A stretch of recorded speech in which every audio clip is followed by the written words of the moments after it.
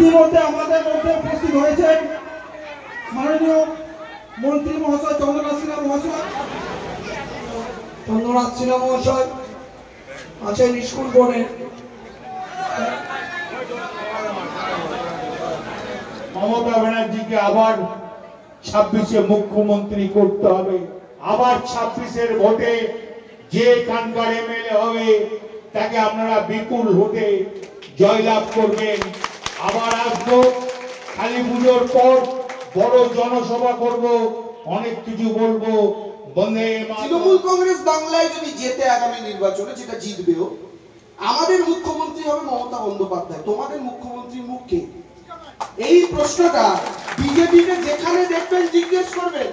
আর যেই আপনি এই প্রশ্নটা করবেন, শুভেন্দু অধিকারী ছুটতে এসে আপনার মাইকটা কেড়ে নিয়ে বলবে, কেন রে বেটা, আমার কি দোষ, আমি হবো?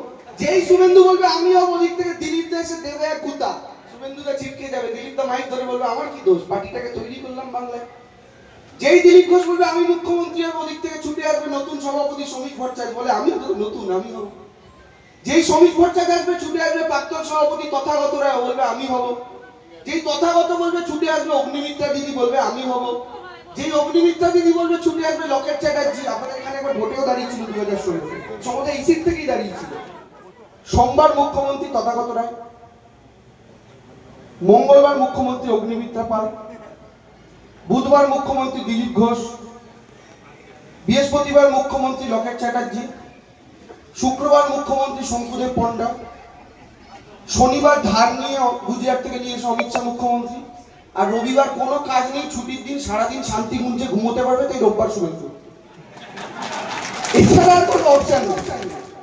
তো কে ওদের হয়ে লড়বে? আমাদের কাছে তো हमारे पास तो दीदी है, একটা ডায়লগ ছিল না, मेरे पास तो माँ है, তারপরে বলি हमारे पास तो दीदी है, तुम्हारे पास क्या है? ওরা উত্তর দিতে পারে না।